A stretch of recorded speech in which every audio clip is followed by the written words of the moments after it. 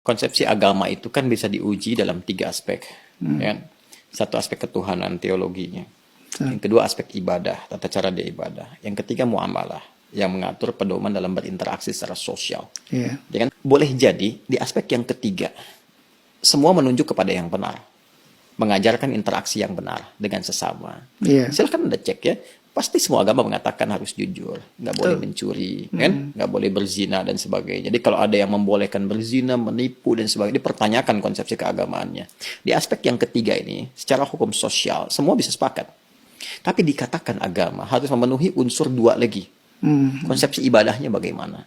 Di agama pasti ada ibadah, karena ibadah itu konsekuensi dari keadaan seorang hamba yang menuhankan sosok Tuhan. Pembuktian dari sifat menuhankan itu adalah ibadah. Harus menyembah Tuhannya. Bagaimana konsepsinya? Caranya bagaimana dia beribadah? Diatur tidak? Cara dia ibadah seperti apa? Ditunaikan kapan? Bagaimana teknisnya? Apa maknanya? Apa hikmahnya? Apa implementasi ibadah itu bagi kehidupan? Di titik ini pasti akan ada perbedaan. Saya sebagai Muslim, ya dengan saudara-saudari kita sebangsa setanah air di non-Muslim, konsepsi ibadahnya pasti beda.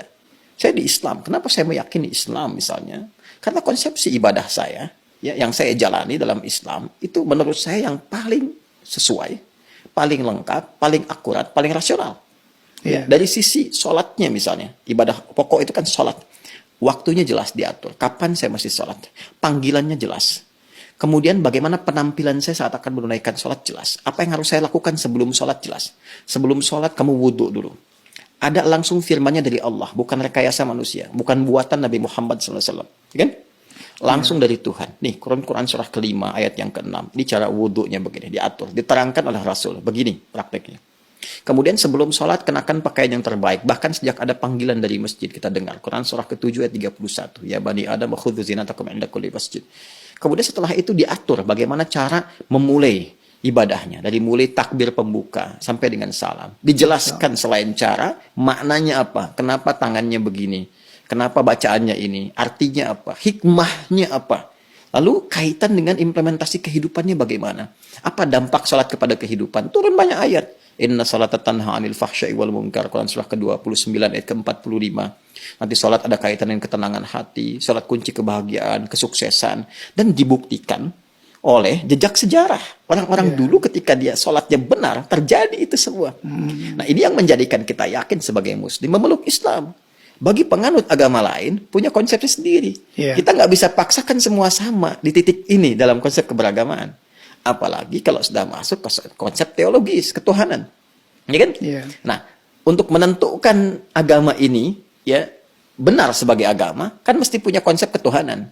Nah, Islam pun menawarkan kepada kita secara ilmiah dan objektif untuk menguji. Bagaimana sih standar untuk menetapkan zat itu sebagai Tuhan. Ya kan? Apa ukuran-ukurannya? Maka Islam menyampaikan. Misalnya di Quran surah ke-42 Asy-Syura ayat yang ke-11. Laisa kamitslihi syai' di ujung ayatnya. Ya, sifat Tuhan itu nggak boleh sama dengan selain Tuhan. Ya, harus beda. 100% harus berbeda. Ya, jadi kalau misalnya manusia ini lemah, maka Tuhan mesti lebih kuat. Kalau manusia berpasangan, Tuhan itu harus esa, harus tunggal misalnya. Nah, konsepsi teologi ketuhanan ini, setiap agama itu pasti berbeda. Tinggal kita uji. Kan negara memberikan kepada kita hak penuh, merdeka untuk memilih. Dan dahsyatnya, Al-Quran memberikan kesempatan kepada kita itu secara merdeka. Terbuka untuk memilih. Bahkan dalam aspek teologi, di Quran surah ke-47 Muhammad, ayat yang ke-19, kata Allah, fa'lam. Anda mesti punya dasar pengetahuan. Annahu untuk menetapkan la ilaha illallah, untuk menetapkan tiada Tuhan selain Allah. Jadi untuk menetapkan konsep ilahiyat, teologis, ketuhanan, yang meyakinkan kepada kita, oh ini Tuhan saya Allah. Ya kalau ditanya, kenapa Anda nggak pilih Tuhan yang lain?